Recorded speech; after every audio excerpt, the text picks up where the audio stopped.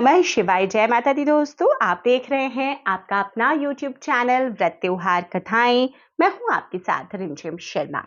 सबसे पहले सभी माताओं को, बहनों को हरतालिका तीज व्रत की बहुत बहुत शुभकामनाएं। देखिए, आज इस वीडियो में एक बहुत ही महत्वपूर्ण जानकारी जो सभी बहनों के लिए जरूरी है जानना कि क्या अगर आप हरतालिका तीज का व्रत करती आई हैं, आप गर्भावस्था में हैं, तो क्या आपको व्रत करना चाहिए और किस प्रकार करना चाहिए। पीरियड्स में अगर आप इस समय गुजर रही हैं तो आपको व्रत किस प्रकार करना चाहिए। सूतक पातक से गुजर रहे हैं तो व्रत को कैसे करें। इसके साथ ही कई लोगों के सवाल आता है कि उसी दिन वो सफर में है, कहीं यात्रा पर हैं, तो वो अपने व्रत को कैसे पूर्ण करें। ये बहुत ही महत्वपूर्ण जानकारी है। इसी विषय पर मैं आपको विस्तृतता से सभी जानकारियां शास्त्र सम्मत बताने जा रही हूं, तो वीडियो को ध्यान से अंत तक जरूर सुनिए। पहली बार आए हैं चैनल पे तो इस तरह की जानकारियों के लिए चैनल को सब्सक्राइब कर लीजिए और ये वीडियो अगर पसंद आया हो तो लाइक जरूर कीजिएगा।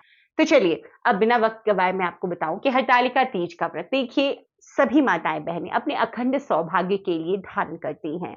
साल 2024 में हरतालिका तीज व्रत 6 सितंबर को उदया तिथि में धारण किया जाएगा और हरतालिका तीज का व्रत होता है जो एक कठिनतम व्रत है सुहागन महिलाओं के लिए।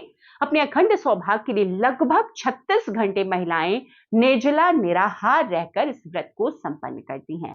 हरतालिका तीज के व्रत में हम माता पार्वती की भगवान शिव सहित विधि विधान से पूजन करते हैं। अपने सौभाग्य की उन्नति, तरक्की, उनकी दीर्घायु, उनकी उत्तम स्वास्थ्य की कामना के लिए माता को आज के दिन भगवान भोलेनाथ को प्रसन्न करते हैं। तो ऐसे में अगर हम गर्भावस्था में हैं, हमने व्रत को पहले से शुरू कर रखा है, तो हमें क्या करना चाहिए। देखिए, सबसे पहले तो अगर गर्भावस्था के शुरुआती दौर में है, मतलब कि 6 के पहले आपको किसी भी व्रत को अगर धारण करने में कोई दिक्कत नहीं है तो आप बिल्कुल धारण कर सकते हैं। बस एक चीज ध्यान देखना है कि स्वास्थ्य का इस वक्त आपका और आपके बच्चे का स्वास्थ्य जो है सबसे प्रायोरिटी पर होता है, तो उनके स्वास्थ्य में आपके स्वास्थ्य से कोई समझौता ना हो। अब हरतालिका तीज का व्रत देखिए लगातार किया जाने वाला व्रत है। किसी भी परिस्थिति में हमें इस व्रत को करना होता है, व्रत को छोड़ना नहीं होता, स्किप नहीं करना होता। तो गर्भावस्था में अगर 6 मास तक हैं तो देखिए आप तो मंदिर जाकर विधान से पूजन कर सकती हैं। 6 मास के बाद भी आप फास्ट में, उपवास में रह सकती हैं। 16 श्रृंगार का आज विधान होता है, वो कर सकती हैं और कोई भी पूजन कर रहा हो वहां पर बैठकर कथा सुन सकती हैं।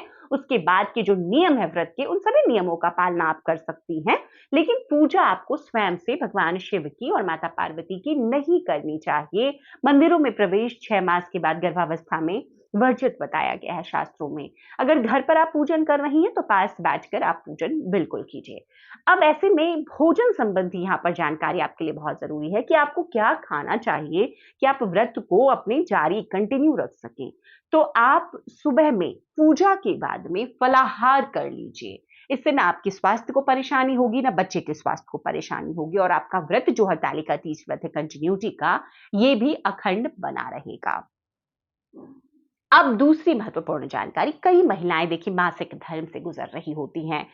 बहुत सारे व्रतों में हम इस प्रकार की परिस्थितियों से निकलते हैं, तो ऐसे में हमें क्या करना चाहिए। देखिए, हरतालिका तीज का व्रत जैसे मैंने अभी बताया, ये अखंड सौभाग्य का व्रत है, सुहाग का, तो हम इसे छोड़ते नहीं हैं। अब दूसरी चीज, अगर जो भी महिलाएं हरतालिका तीज का व्रत कर रही हैं, मासिक धर्म के तीसरे चौथे दिन में है, पहला दिन है, तो व्रत वो कैसे धारण करेंगे, बड़ा सवाल। क्योंकि देखिए, हम जब भी पीरियड्स में होते हैं तो पूजा पाठ की मनाही हो जाती है, तो ऐसे में आपको फास्ट रखना है, जो उपवास के सभी नियम है उसका पालन करना है। श्रृंगार भी आप कर सकते हैं, आपको बस पूजा पाठ में सम्मिलित नहीं होना है। आप दूर से बैठ करके कथा का श्रवण कीजिए और उसके बाद में जैसे रात्रि जागरण वगैरह हो रहा है आपके घर में, तो आप दूर से बैठकर भजन कीर्तन में भी संलग्न हो सकते हैं, लेकिन पूजन आपको भगवान भोलेनाथ, माता पार्वती का आज के दिन नहीं करना है। बाकी सभी चीजों को आप कर सकती हैं और व्रत को आपको कंटिन्यू रखना है।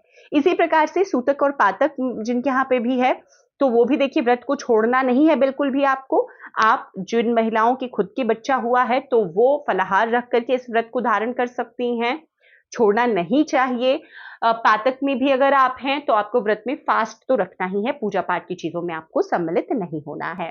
अब एक और महत्वपूर्ण सवाल आता है, कई बार ऐसी परिस्थितियां होती हैं कि यात्रा पर रहना होता है किसी व्रत में, कोई सफर में है आप, तो ऐसे में कैसे करें। सबसे पहले तो देखिए मैं यही कहूँगी कि यात्रा जब तक ऐसी ना हो, जो बहुत ही ज़रूरी हो, जैसे आपकी नौकरी का सवाल है, किसी इंटरव्यू के लिए जाना है, आपकी कोई परीक्षा है, कि डेट उसी दिन पड़ गई है, आप उसको स्किप नहीं कर सकती हैं, ऐसी परिस्थिति में ही आपको यात्रा करनी है, अदरवाइज़ आपको यात्रा इस दिन नहीं करनी है, क्योंकि जब आप यात्रा में रहेंगी, तो आप पूजा-पाठ और अन्य नियमों का ठीक तरीके से पालन ही नहीं कर सकेंगी। तो यात्रा अवॉइड करनी है। अब जैसी परिस्थितियाँ मैंने बताई कि एकदम विषम परिस्थिति है, विकट समस्या है, करनी ही पड़ेगी यात्रा, तो आपको ऐसी यात्रा करनी चाहिए जिसमें कहीं पर भी शिव मंदिर में जाकर आप स्नान आदि करके घर से निकलें और शाम के समय अगर आप पहुंच जाते हैं तो वहां पर जाकर भगवान को प्रणाम करें और उसके बाद इस व्रत को पूर्ण करें। आप कोई कथा कह रहा है तो वहीं पर सुन लें। इस प्रकार आपको कुछ न कुछ इस प्रकार की जो पूजा पाठ की आपको आज के दिन की विधि होती है उसमें आपको जरूर सम्मिलित होना चाहिए। अब एकदम ऐसी स्थिति है कि आप पूरे 24 घंटे के लिए यात्रा पर हैं, तो देखिए ऐसी परिस्थिति में अब बहुत ही मजबूरी है तो आप कीजिए व्रत, आप सिर्फ उपवास में ही रह सकती हैं, पूजा पाठ संबंधी जो नियम है वो तो फॉलो आपको नहीं हो सकेंगे। तो इस प्रकार से ये जो जानकारियां थी, बहुत सारे ऐसे सवाल आएंगे, आ रहे हैं, तो उनके लिए मैंने सोचा एक वीडियो के जरिए आपको ये सभी सवालों के जवाब मैं आपके साथ शेयर कर दूं। आपको जो आपके मन में कंफ्यूजन है, जो परेशानियां हैं, वो सब दूर हो जाएंगी। उम्मीद करती हूँ वीडियो पसंद आया होगा। पसंद आया हो तो लाइक ज़रूर कर दीजिए और जिनको भी ज़रूरत है इस तरह की चीज़ों को जानने की, उन तक शेयर भी ज़रूर कर दीजिए। चैनल पर पहली बार आए हैं, इस तरह की जानकारी अच्छी लगती है तो चैनल को कृपया कर सब्सक्राइब भी ज़रूर कर लें। वीडियो देखने के लिए बहुत-बहुत शुक्रिया। हर हर महादेव।